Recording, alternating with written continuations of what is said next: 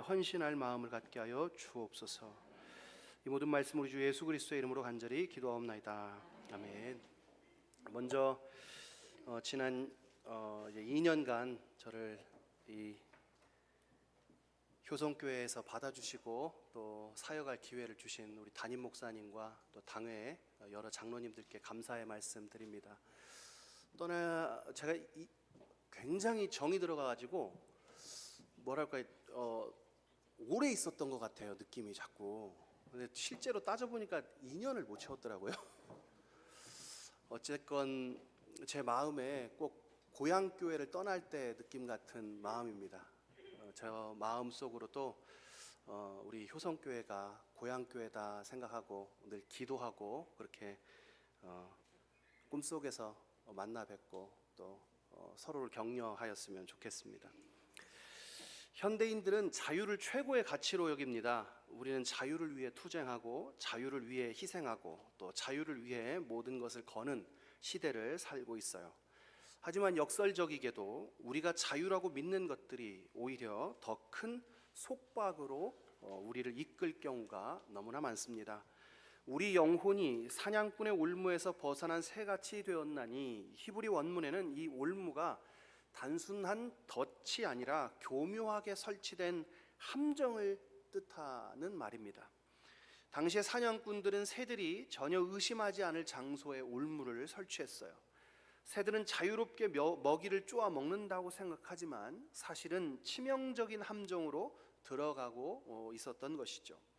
우리의 현실도 이와 다르지 않습니다. 현대인들은 성공, 부, 인정받음, 또 완벽한 관계 등을 통해서 자신의 자유를 찾으려고 노력합니다.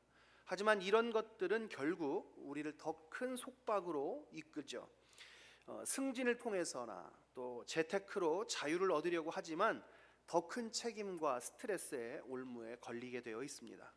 젊은이들은 요즘에 소셜미디어라고 하는 이렇게 인터넷 상에서 친구들을 사귀고 만나고 교제하는 이런 일들을 많이 하는데요. 이 소셜미디어 안에서 사람들의 칭찬과 인정을 통해서 자유를 찾으려고 하지만 오히려 타인들의 시선이라는 올무에 갇히게 됩니다. 올무라는 덫의 특성이 그렇습니다. 빠져나가려고 하면 할수록, 몸부림을 치면 칠수록, 자유를 추구하면 할수록 오히려 더욱 옥죄어 오고 빠져나갈 수 없습니다. 그러니 우리가 어떤 일에 우리를 자유롭게 한다고 믿고 거기에 몰두할 때 오히려 더욱 자유를 빼앗길 뿐인 것이죠. 그러면 본문은 우리가 어떻게 자유를 되찾았다고 말하는 것일까요? 올무가 끊어짐으로 우리가 벗어났도다. 우리말은 올무가 끊어짐으로 그냥 자연적으로 끊어진 것처럼 보이지만 수동적 표현입니다. 새가 스스로의 힘으로 올무를 끄는 것이 아니라 누군가 그 올무를 끊어준 것이죠. 이것이 복음의 핵심이에요. 새는 자신의 올무를 끊을 힘이 없고 올무는 끊어졌습니다. 올무를 끊어준 이가 있다는 겁니다. 예수 그리스도는 우리가 발버둥치며 올무를 끊으려 하는 것을 보시고 자신이 직접 그 올무 속으로 들어와 갇히셨어요. 십자가에서 그분은 우리의 모든 올무, 우리의 모든 속박을 자신의 것으로 취해 가지시고 그분이 죽으심과 부활하심으로 말미암아 올무가 끊어졌습니다. 그분의 죽음과 부활로 말미암아 우리가 진정한 자유를 얻게 된 것이죠. 이렇게 우리에게 자유를 주신 하나님께서는 우리가 그 자유를 영원히 누리기를 원하셨습니다. 그래서 하나님은 이스라엘 백성에게도 특별한 지혜를 가르치셨는데 그게 절기입니다. 오늘이 무슨 날이죠? 추수감사주일입니다. 특별히 우리가 기억할 오늘 이 추수감사절의 모체가 되는 절기가 초막절이라고 부르는 절기예요. 이스라엘에는 봄에 추수를 한번 하고 가을에 추수를 한번 하기 때문에 우리랑 굳이 비교하자면 이 초막절이 잘 맞을 것 같습니다. 초막절은 1년 중에 가장 풍성한 가을 수확을 기념하고 지키는 절기예요. 그런데 왜 추수감사절이라고 하지 않고 초막절이라고 부르는 걸까요? 초막절이 뭐예요? 초막은 우리 수요일 날 우리 성도님들 제가 요나를 설교를 했었는데, 요나가 사장에 가면은 하나님한테 반항하면서 니느웨가 바라보이는 언덕으로 올라가 가지고 초막을 짓죠.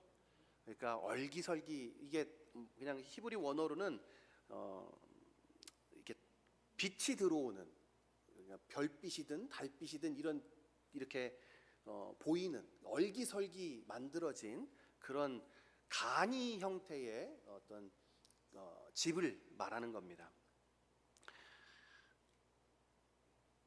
그런데 가을 추수를 마치고 백성들은 그 조상들이 광야에 살았던 것을 기념하기 위해서 하늘에 별이 보이는 엉성한 초막을 지어서 일주일을 지냈어요. 그게 그래서 초막절이라는 거예요. 그러니까 사실 그 초막절에 이루어지는 일들을 보면 광야 생활을 기념하는 절기로 보이고 추수를 기념하는 절기 같지가 않은 거죠. 왜 추수를 기념하면서 광야 생활을 떠올리는 초막을 지어서 불편하게 살아야 했을까요? 왜 광야 생활을 통해서 추수를 기념해야 될까요? 이것은 깊은 영적인 계획이 있어요. 여러분, 올무에서 벗어난 새가 부르는 노래가 참된 자유의 노래가 되고, 올무에서 벗어난 새의 노래가, 그 기쁨의 노래가 계속되려면 새는 무엇을 기억해야 될까요? 자신이 올무에 갇혔을 때를 기억해야만 해요. 역설적으로 그 새는 올무에 잡혔던 순간을 기억해야만 지금 현재가 기쁘고 감사할 수 있는 거죠.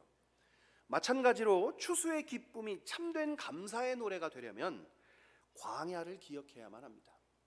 먹을 것을 농사짓지 못하는 그 광야에서 만나를 내리셔서 먹이시고, 메추라기를 내려서 먹이시고, 바위를 깨뜨려 물을 먹이신 하나님의 은혜와 섭리를 기억해야만 추수의 기쁨을 누리고 유지할 수 있다는 뜻이에요. 만약에 그렇지 않다면 이 추수의 풍성함이 자신들의 노력으로 된 것으로 여기고 교만하게 하나님을 버릴 것이기 때문입니다. 그래서 추수 때에 오히려 초막에서 지내야 했던 거예요.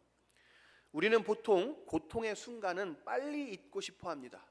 올무에 걸렸던 순간, 광야를 헤맸던 순간, 그 고통스러운 시간들을 우리는 지워버리고자 해요. 하지만 그때의 기억이 없다면 지금의 자유도, 지금의 풍요로움도 그저 당연한 것이 되는 것, 자연스럽게 그렇게 됐다고 여기게 된다는 거예요. 이것이 바로 초막절의 역설적 지혜입니다. 가장 풍성한 때에 초막에 거하게 함으로써 하나님은 우리에게 깊이 있는 감사를 가르치시는 거죠.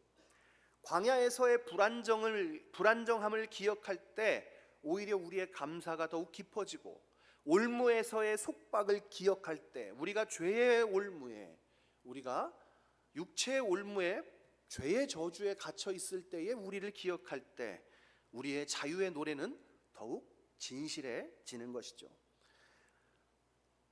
오늘 아침 우리가 함께 했던 성찬에도 하나님의 이런 지혜가 발견됩니다. 구원의 잔치자리에서 우리는 십자가의 고난을 기억하기 때문이죠. 십자가가 없는 부활의 기쁨은 지속될 수 없습니다. 고난주간이 없는 부활절은 그저 봄축제에 불과한 것입니다. 오늘 우리가 드리는 이 찬양제가 단순한 음악회가 아닙니다. 이것은 올무에서 벗어난 새가 올무를 기억하며 부르는 자유의 노래입니다. 광야를 기억하며 부르는 추수의 노래입니다. 우리가 얼마나 속박되어 있었는지를 기억할 때 지금의 자유가 얼마나 감격스러운지를 고백하는 찬양이 되는 겁니다. 우리가 얼마나 메말랐었는지를 기억할 때 지금의 풍요가 얼마나 은혜로운지를 고백하는 찬송이 되는 거죠.